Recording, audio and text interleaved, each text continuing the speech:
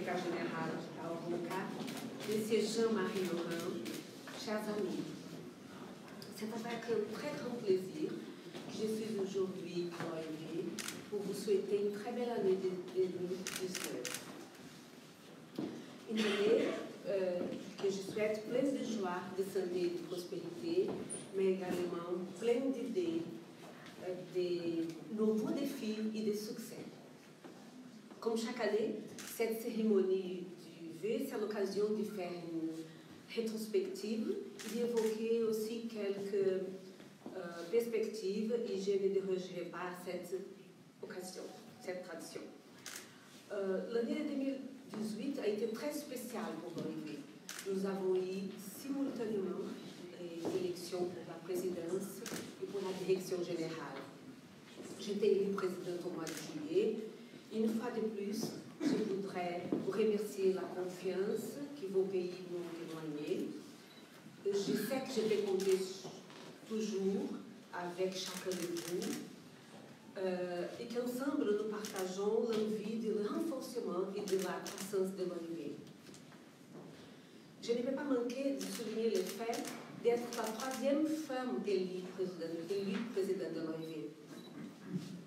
À une époque, on discute plus que jamais la parité homme-femme et le rôle de la femme dans la société.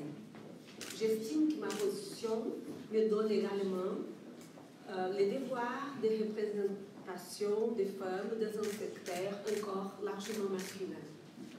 Lors du dernier congrès de Louvain, qui a d'ailleurs été un grand succès avec plus de 60 personnes inscrites et plus de 390 travaux scientifiques et des posters, des présentations de posters, j'ai reçu de nombreux messages de remerciements et de reconnaissance de la part de jeunes étudiantes et des femmes du secteur du vin. Donc, je suis fière de pouvoir être la porte-parole de l'OIV dans la valorisation de la présence féminine dans le secteur vitivinicole. Parallèlement au congrès, nous avons eu la 16e Assemblée générale, où 20 nouvelles résolutions ont été adoptées. Nous avons également élu le 10e directeur général de l'OIV pour un mandat de 5 ans. Je voudrais à nouveau, monsieur le directeur, vous souhaiter la bienvenue et beaucoup de succès. Je suis sûre que vous serez un excellent directeur général et que nous ferons un excellent travail ensemble au profit de l'OIV.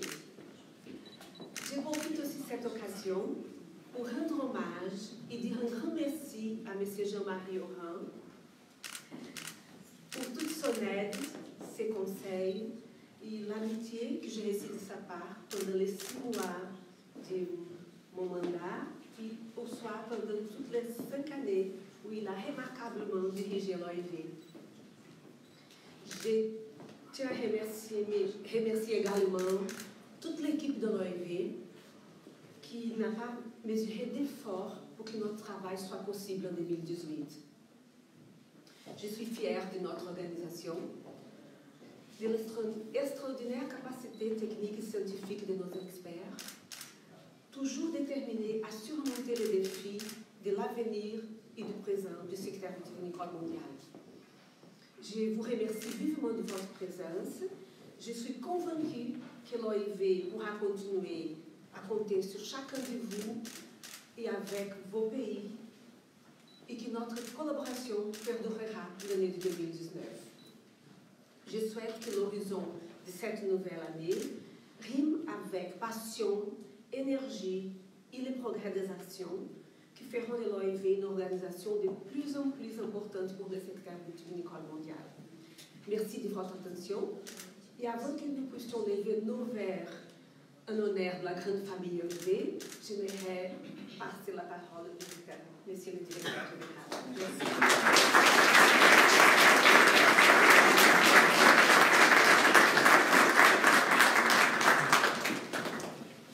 Madame la Présidente, Mesdames et Messieurs les ambassadeurs, chers délégués, chers amis, pour l'OIV et pour moi-même, ce 1er janvier de 2019 est une date significative en raison du changement de directeur général. J'ai reçu le témoin du directeur général précédent, M. Oran, que je remercie d'être présent aujourd'hui.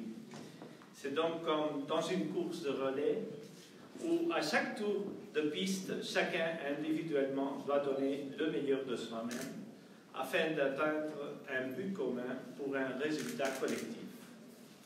Pour arriver à participer à cette finale, les éliminatoires ont été très durs. La concurrence lors de l'élection au poste a été forte, mais conclue par un beau fair-play. Et pour cette nouvelle étape qui va démarrer, je me sens responsable de toute l'équipe et de chacun des pays de l'OIV. La vigne, les produits de la vigne et spécialement le vin, contribuent de façon très importante aux échanges commerciaux, à l'identité culturelle et à la géographie humaine de nos territoires, donc le tourisme, jusqu'à notre savoir-vivre. Les viticulteurs ont été parmi les premiers à percevoir le changement climatique. Il en suit de cette sensibilité et de ce lien unique avec le territoire que notre secteur se présente comme un paradigme théorique de la durabilité. Les travaux de l'OIV ont accompagné efficacement ces préoccupations grâce à l'actif inestimable dont l'OIV dispose en matière d'expertise scientifique. Mais il nous faudrait encore continuer dans cette tâche. Les nouvelles technologies, les nouveaux modes de communication nous font avancer avec une accélération constante. Ni le secteur du vin, ni même l'organisation ne peuvent regarder ces phénomènes sans s'impliquer à fond et intégrer ces innovations à ces nouveaux outils. L'universalisation de l'emploi de ces technologies va changer radicalement l'économie et les relations juridiques. Des nouvelles formes de cryptage, de stockage et de transmission d'informations, de validation d'autorité, de sécurisation et de distribution de bases de données et des métadonnées vont considérablement faire évoluer notre environnement. L'OIV, qui est une organisation dotée d'un fort caractère technique, doit, une fois de plus, dans son parcours historique, anticiper les faits et, si besoin, repenser le cadre en proposant des résolutions et des accords pour assurer que ces phénomènes technologiques puissent jouer en faveur du développement de la vitiviniculture, de son industrie et de son commerce. L'activité de production de la vigne et du vin est une activité les plus réglementées.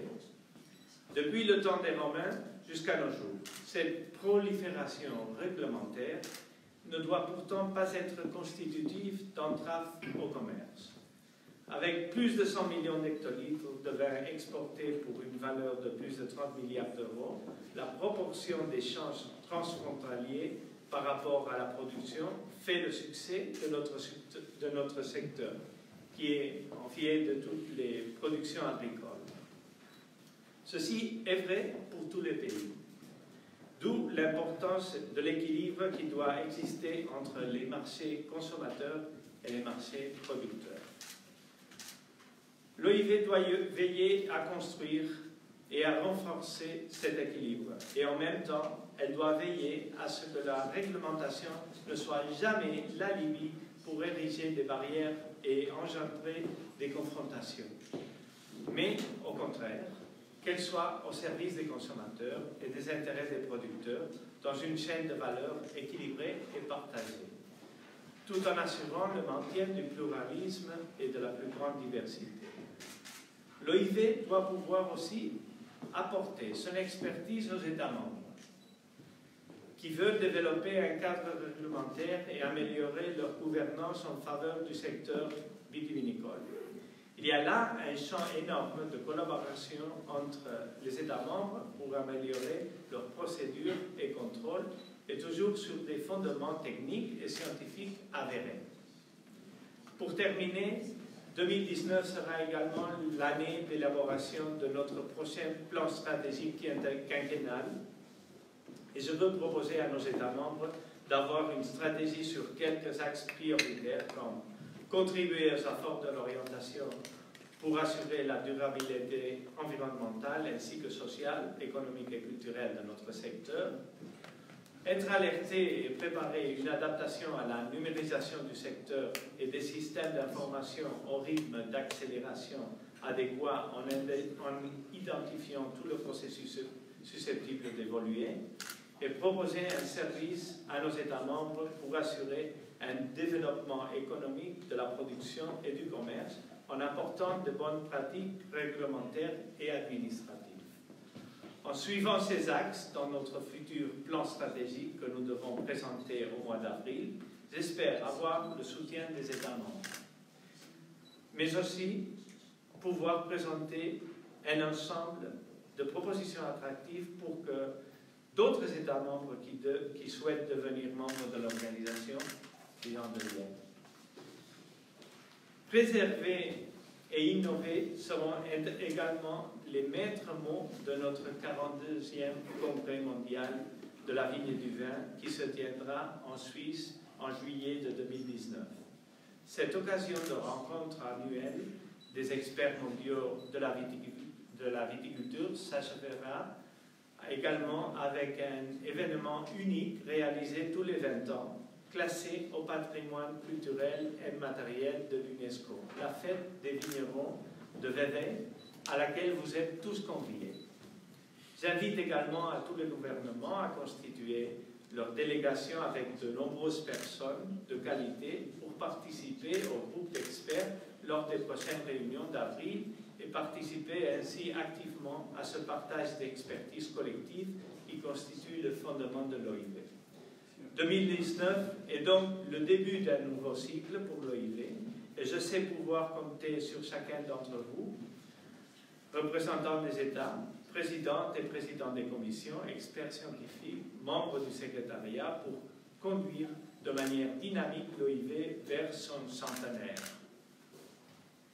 Je vous souhaite à tous, tant à titre professionnel que personnel, que 2019 puisse réaliser vos souhaits et nous permettre de nous retrouver souvent, que ce soit par des échanges techniques ou parfois plus politiques, mais toujours dans un esprit cordial et positif en faveur de ce secteur vitivinicole dont nous partageons les valeurs. Je vous invite donc autour d'un verre d'amitié à célébrer cette nouvelle année en appréciant avec modération quelques vins de différents pays, y compris des vins espagnols, et sans modération du jus de raisin brésilien. Merci à tous et bonne année.